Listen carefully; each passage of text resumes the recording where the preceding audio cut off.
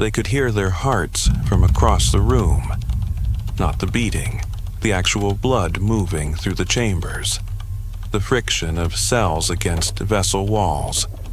The microscopic turbulence in their carotid arteries sounding like distant rivers. By the third day, they were begging to go deaf. My name is Ian Cartwell, and tonight we're opening a file that should have stayed sealed. Not because of what it describes, but because reading it makes you listen too carefully to your own body. They called it Project Ear. The folder arrived differently than the others. No plastic bag, no doorstep drop. This one came through the mail, postmarked from Prague, wrapped in brown paper that smelled like cigarette smoke and old leather. Inside was an accordion folder, the kind that expands to hold multiple documents, held shut with a black ribbon that had frayed to individual threads. When I untied it, 3 photographs fell out. The first showed a man sitting in a padded room, hands pressed against his ears, mouth open in what could have been a scream or a yawn. The image is blurred, not from camera shake, but because the man was rocking back and forth so violently the exposure couldn't capture him clearly. The second photograph showed a hallway. Clean, institutional. Nothing remarkable except for the dark stains on the walls. Spatter patterns that looked wrong. Too high up. As if someone had been shaking their head violently enough to spray blood on the ceiling. The third photograph showed an ear. Just an ear. Severed cleanly. Sitting on a white plate like a piece of medical school anatomy. There's a number written on the plate's rim in marker.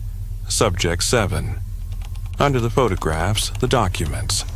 43 pages, photocopied, some so faded the text is barely legible. The header on the first page reads, Auditory Perception Enhancement. Phase 3 Results, KGB Bioacoustic Research Division. Classified, burn after reading. It's dated October 1971. Someone had written in the margin in English, in what looks like fountain pen. They can't burn what they can't find. The program began in 1969, buried inside a larger research initiative on sensory manipulation. The Cold War had entered its weird phase. Both sides were exploring everything from remote viewing to acoustic weapons, trying to find an edge that didn't involve adding more missiles to the stockpile. The Bioacoustic Research Division was headquartered in a converted hospital outside Leningrad.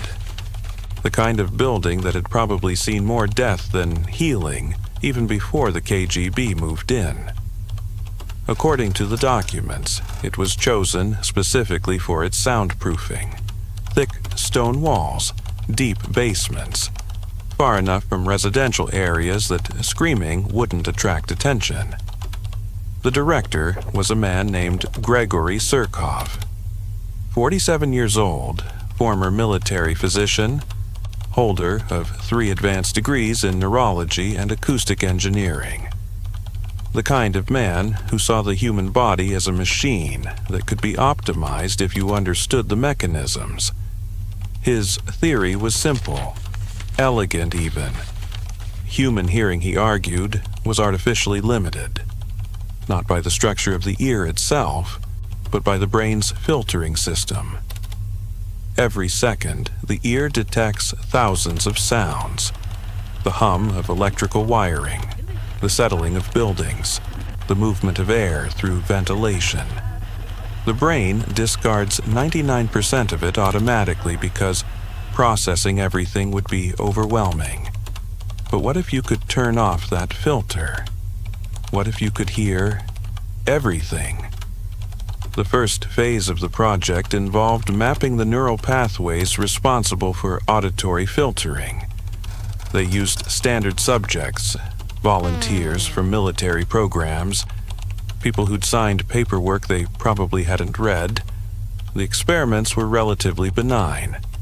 sound tests, brain scans, cognitive assessments. Phase 2 introduced chemical interventions, combinations of stimulants and psychoactive compounds designed to suppress the brain's filtering mechanisms. The results were mixed. Some subjects reported enhanced hearing. They could detect conversations through walls, hear footsteps 3 floors above them. But the effect was temporary and came with severe side effects. Paranoia, mostly. When you can suddenly hear everything, you become convinced someone's always nearby, always listening back. Phase 3 was different. Phase 3 was permanent. The drug they developed was called Composition 17. The documents don't include the full chemical formula, but there are references to ergot derivatives and synthetic compounds that wouldn't be formally discovered until the 1980s. Whatever it was, it worked by physically altering the neurons in the auditory cortex, preventing them from habituating to repeated stimuli. Normally, when you hear sound continuously, a refrigerator hum, traffic noise, your brain learns to ignore it. Composition 17 destroyed that ability. Every sound remained fresh, remained urgent, remained loud. They tested it on 9 volunteers in October 1971. The initial results were promising. Subject 1, a 23-year-old military recruit, reported being able to hear conversations from adjacent rooms clearly. Subject 3 could hear the fluorescent lights buzzing from down the hallway. Subject 6 could hear the building's water pipes running through the walls like they were standing next to a creek. The researchers were excited. Enhanced hearing could mean better surveillance capabilities, improved threat detection. They talked about creating a unit of soldiers who could hear enemy movements from impossible distances. Then the subjects started hearing themselves. It began on the second day. Subject 4, a woman named in the documents only as LK, complained of a rushing sound in her ears. The doctors assumed it was tinnitus, a common side effect of auditory experiments. They gave her aspirin and told her to rest. An hour later, she was screaming. The rushing sound wasn't tinnitus. It was her blood. She could hear her circulatory system, the pulse of blood through her carotid arteries sounding like someone hammering on pipes. The smaller vessels, the capillaries, created a constant hissing sound, like static on a radio that wouldn't turn off. She described it in her interview, transcribed in the documents. It's like being inside a factory, machinery everywhere, running constantly, and I can't leave because the factory is me. By the end of the second day, all 9 subjects were experiencing the same phenomenon. Their enhanced hearing had turned inward, picking up the sounds of their own biological processes with perfect clarity. Subject 2 could hear his digestive system, every contraction of his intestines, every bubble of gas moving through his stomach. He stopped eating on the 3rd day because the sound of digestion had become unbearable. Subject 7 could hear his eyes moving in their sockets, the scrape of eyelids over corneas, the tiny adjustments of the ocular muscles. He kept his eyes closed, but that somehow made it worse. He could hear the pressure of his eyelids against his eyeballs, a constant wet sliding sound. Subject 9 could hear his joints, every microscopic movement, every shift of cartilage, every drop of synovial fluid. He held completely still for 6 hours, barely breathing, trying to escape the sounds of his own skeleton. But the worst was the heart. All 9 subjects could hear their hearts, not just the beating. Anyone can hear their heartbeat if they pay attention. These people could hear the individual chambers contracting, the valves opening and closing, the turbulence of blood moving from atrium to ventricle. Subject 1's description, recorded on October 18th, it's 4 sounds, not one. 4 separate wet slaps happening in sequence over and over, lub-dub, lub-dub. But I can hear the space between them now, the silence where the chambers are filling. And in that silence, I can hear the blood itself. It's not smooth, it's chunky, like something thick being poured. And I know that's my blood. I know that sound is coming from inside my chest, and I can't make it stop. The doctors tried sedatives. They tried soundproofing, putting the subjects in anechoic chambers, completely silent rooms. It didn't help. The less external noise there was, the clearer the internal sounds became. On October 20th, Subject 5 attempted to rupture his own eardrums with a pencil. Security stopped him before he could complete the act, but not before he'd done significant damage to his left ear. The bleeding didn't help. He could hear that too, the drip of blood from his ear canal, each drop hitting the floor like a gunshot. Dr. Surkov's notes from October 21st show the first signs of panic. His handwriting, usually precise and measured, becomes irregular. Words are crossed out, rewritten. There are calculations in the margins, dosage adjustments, chemical formulas. He was trying to find a reversal agent, something that would undo what Composition 17 had done. But Composition 17 didn't just suppress the filtering mechanism, it had destroyed it. The neurons responsible for habituation had been physically altered, the synaptic connections rewired. There was no going back. On October 22nd, the subjects were moved to individual isolation cells, not for their protection, for the staff's. The constant screaming was affecting the researchers. People were reporting difficulty sleeping, heightened anxiety. One nurse quit after Subject 3 grabbed her arm and whispered, "Can you hear it? Can you hear yourself rotting?" The isolation cells were padded, soundproof.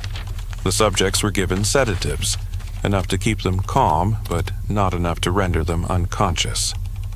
The project had become a holding action. Keep them contained, keep them quiet, figure out what to do next, but you can't soundproof someone from themselves. Subject 6 was the first to discover the rhythm. His report, written in shaky handwriting on October 24th, describes a realization. The sounds weren't random. They were synchronized. His heartbeat, his breathing, his digestive system, they all followed a pattern. And if he concentrated, if he really listened, he could hear how they influenced each other. A deep breath would slow his heart rate. His heart rate would affect his blood pressure. His blood pressure would change the sound of blood moving through his vessels. Everything connected. Everything dependent on everything else. He wrote, "I am not one sound. I am an orchestra, and I'm conducting it whether I want to or not." He stopped eating, stopped drinking. He claimed he was trying to simplify the orchestra, reduce the number of instruments playing. On October 26th, he asked the guards for permission to hold his breath for as long as possible. He wanted to see what happened when he removed the percussion section. They found him dead on October 27th. Cause of death, voluntary asphyxiation. He'd held his breath until he passed out. Then his body's autonomic systems had failed to restart properly. The autopsy report notes that his face was peaceful, almost relieved. The other subjects began to deteriorate rapidly after that. Not physically. The medical examinations showed they were all in acceptable health. But mentally, they were fragmenting. Subject 1 became convinced his heart was speaking to him. Not metaphorically. He claimed the rhythm of his heartbeat was a form of language, and if he listened carefully enough he could understand what it was saying. He spent hours transcribing the patterns, trying to decode them. His notes fill 6 pages of the report. Combinations of lub and dub arranged in what he insisted were meaningful sequences. Subject 4 stopped responding to her name. She would only react to certain frequencies. The researchers discovered that if they hummed at approximately 72 hertz, the frequency of her resting heart rate, she would turn her head. Any other sound she ignored completely. She'd retreated so far into her internal soundscape that external noises had become irrelevant. Subject 7, the one who could hear his eyes moving, requested permission to remove them. He was denied. On October 30th, he managed to get access to cleaning supplies and drank a bottle of bleach. He survived. The staff induced vomiting within minutes, but the damage to his esophagus gave him a new sound to hear: the crackle of burned tissue, the rasp of scar formation. He described it as the sound of healing and seemed almost grateful. Dr. Surkov's final report, dated November 3rd, 1971, is remarkably candid. There's no attempt to justify the project, no scientific distancing. He writes like a man who knows his career is over and has decided that honesty is the only luxury left. We have created 9 people who cannot escape themselves. The human body is not meant to be heard at this resolution. We are, fundamentally, meat. Wet machinery. And when you can hear every gear turning, every piston pumping, the illusion of self collapses. These subjects no longer think of themselves as people. They think of themselves as processes, as systems. Subject 2 told me yesterday that he doesn't have a name anymore. Names are for unified beings, he said. He's just a collection of autonomous functions that happen to share the same space. I don't know how to reverse this. I'm not certain it can be reversed. The brain is adaptable, but there are limits, and we've exceeded them. Recommendation: terminate Project EAR immediately. Transfer subjects to long-term psychiatric care. Destroy all samples of Composition 17, seal all documentation, and pray that we're never curious enough to try this again. The project was officially terminated on November 5th, 1971. The subjects were transferred to a psychiatric facility in Siberia, one of those places that existed on maps but not in official records. The kind of facility where people went to be forgotten. According to the documents, Subject 1 died in 1973. Heart failure. Subject 2 died in 1974. Starvation. He'd continued his refusal to eat. Subject 4 died in 1975. The cause is listed simply as complications. One by one, they all died. Not from the direct effects of Composition 17, but from what it had turned them into. People who couldn't bear to be alive in bodies that wouldn't stop broadcasting their aliveness. The last one, Subject 9, survived until 1979. 8 years of hearing himself exist at maximum volume. When they found him dead in his cell, his ears were bleeding. Not from trauma. The blood vessels in his auditory canals had simply ruptured. The coroner's report notes that this is extremely rare and usually associated with extreme pressure changes.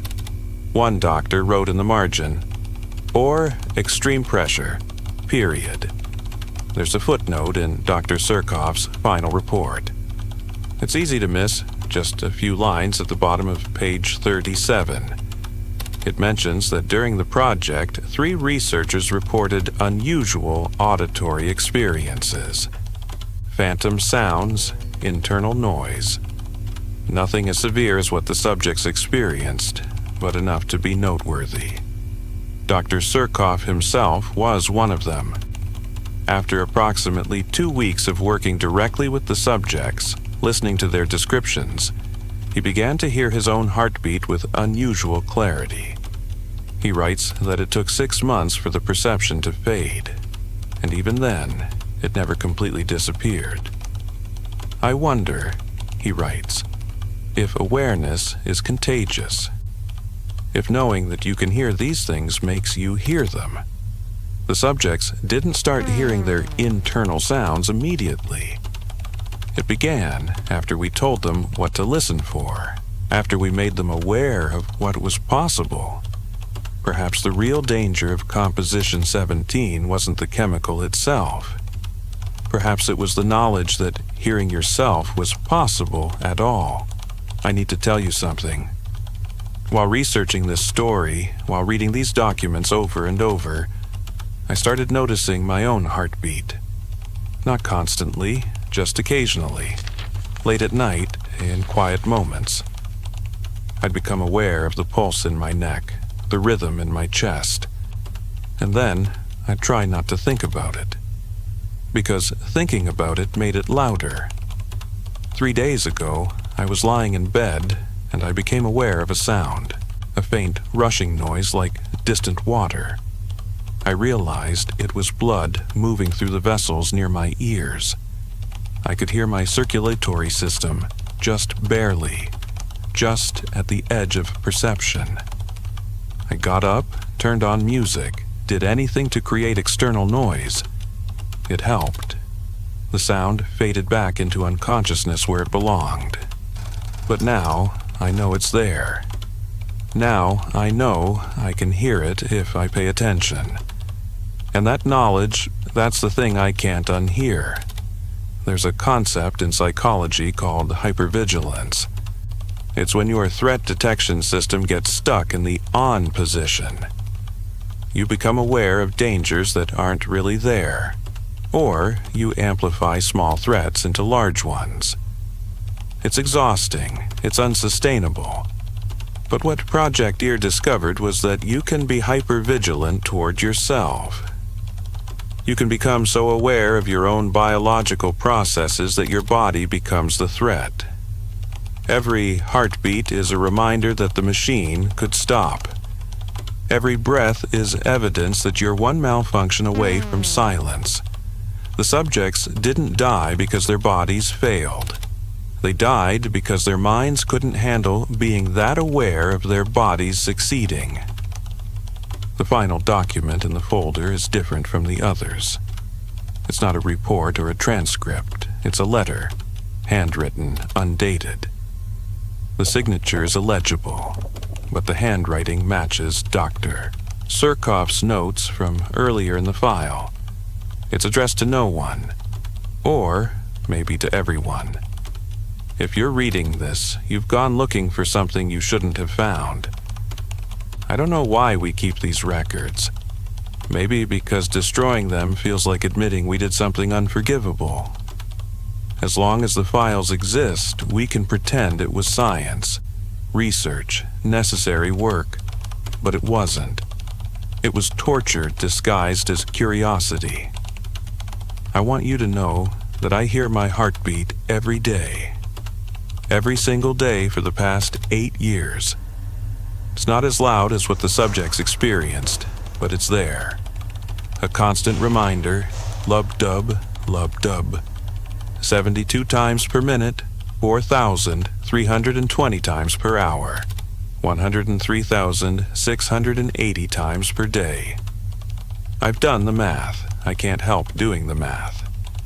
I calculate how many times my heart has beaten since the project ended, since the last subject died.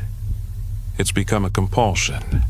The human heart beats approximately 2.5 billion times in an average lifetime. I'm at 1.3 billion, halfway there, and I can hear every single one. The letter ends there. No signature, no date. Just those words and the white space beneath them. I don't know what happened to Dr. Surkov. I've searched for records, obituaries, anything. There's a Gregory Surkov who died in Moscow in 1984, age 60, heart attack. But I can't confirm it's the same man. Maybe that's appropriate. Maybe some people are meant to disappear into the same silence they tried to destroy. This is Ian Cartwell closing the file on Project Ear. I know you can hear your heartbeat right now. I know because I told you to think about it, and thinking about it makes it real. You'll stop noticing it soon. Your brain will filter it back out, push it back into the unconscious hum of being alive. That's what brains do. They protect you from yourself. Unless someone breaks that protection. Unless someone shows you how to hear what you were never meant to hear. And then, well, then you're listening to an orchestra you can never leave. Sleep well. Try not to pay attention to the rhythm.